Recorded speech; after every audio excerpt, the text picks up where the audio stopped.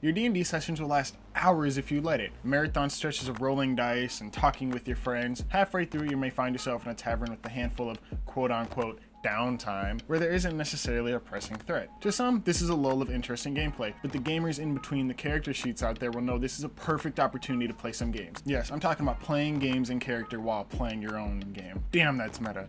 Not too confusing, you should be able to follow along. Today we're going to give you a few examples of in-game games to play with your party here on Rolling Deep.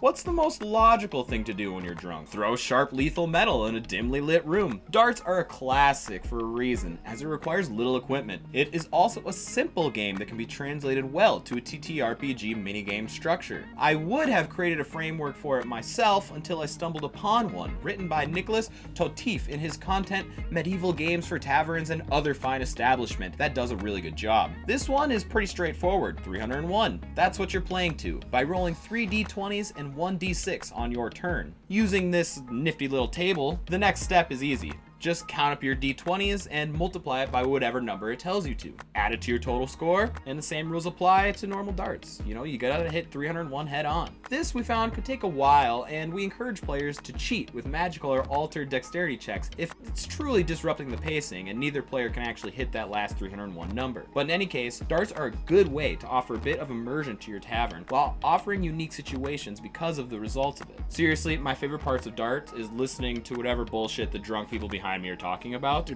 it's the best way to also extract information. There are multiple ways and things your parties can get out of this. Play some darts. Rickshaw racing. Pretty self-explanatory. You have one of those awesome reverse wheelbarrow carts that typically can fit 1 to 3 people in the back. These can be pulled by any medium to large size humanoid, but our small kings might have a hard time. There are plenty of ways you could approach this. If it's a straightaway race, it would require a battle of the athletic checks. But what if this race we're talking about plays in a crowded town plaza? Depending on the race track, we can use a variety of skill checks so your race may not be dictated purely by physical strength. A few examples of this would be using history checks to test their recall of the land, using an insight check when faced with an obstacle, or intimidation by the players to cause their enemy to lose focus. A simple race can be a great way to provide information about the area around the party quickly. Racing like this can be elevated as well. Who says modifications are off limits? Using magical enchantments to give yourself an edge here is something I would allow as a DM, as long as they pass appropriate skill checks to conceal the mod to the opponents. You can also change it up a bit by having your cart being pulled by a variety of monsters, which replaces the average strength checks for animal handling and a mix of charisma checks. I always fail those.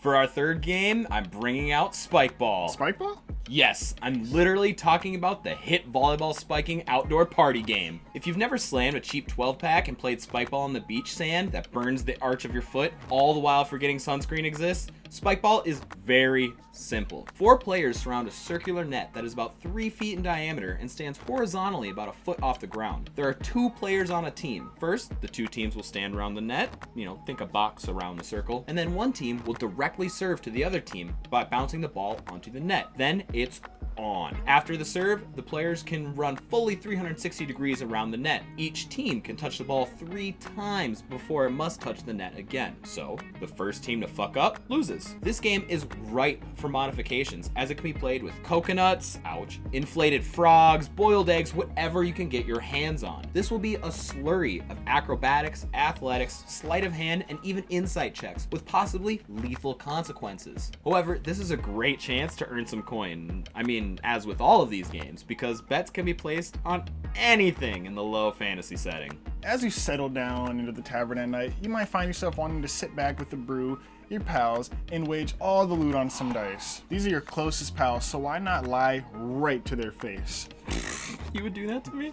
Hey, for some coin. Liar's Dice, first introduced to us through a little indie game called Red Dead Redemption. Ever heard of it? Is a dice bluffing game that's an evolution of the South American game Dudo. I'm going to be explaining Common Hand, paraphrase from WikiHow. It's a great little guide, check it out. Liar's Dice is going to be played with multiple party members around the tavern table. This one is going to be a bit tough because it involves teaching the rules to other players, where it also takes a little bit of time. We found out with a group of untrained party members, it took around 40 minutes to play, so use this as an end segment to a long session. Okay, for the rules. rules. Each player is going to start with 5 6-sided dice. Everyone has to roll their 5 dice at the same time, keeping them hidden. Go ahead and look at your dice carefully. Let the first player guess how many total of 1 dice face were rolled. This is the total between all the dice on the table. Next, they make a bet out loud that includes a dice facing along with the quantity they believe were rolled. For example, I bet there are 2 6s. This is the time to also bet your precious coins, gem, or loot. After the initial bet, the other players are allowed to challenge the bet or make a new one. Starting with the player to the left of the first player, each player can make a new bet. It has to be either a higher quantity of the same face, like 9 3s instead of 7 3s, or the same quantity with the higher face, like 7 4s instead of 7 3s. This goes on around the table until there's a challenge. The only bet that matters is the last one spoken. Reveal all the player's dice when a player challenges a bet. By challenging the player before them, they're calling their bluff, essentially saying they don't think the player's bet was correct. If the player who challenged the bet was correct, the player who made the bet has lost the round.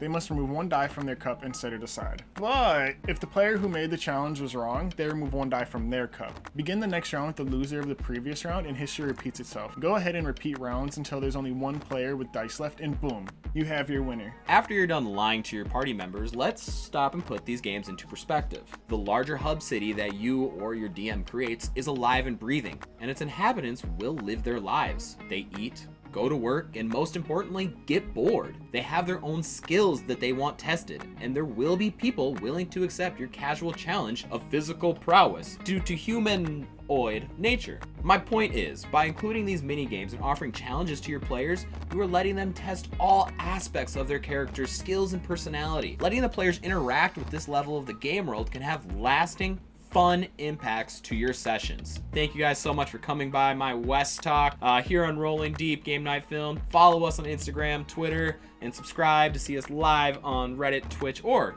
here on YouTube. Have a good session, everybody, and keep on rolling.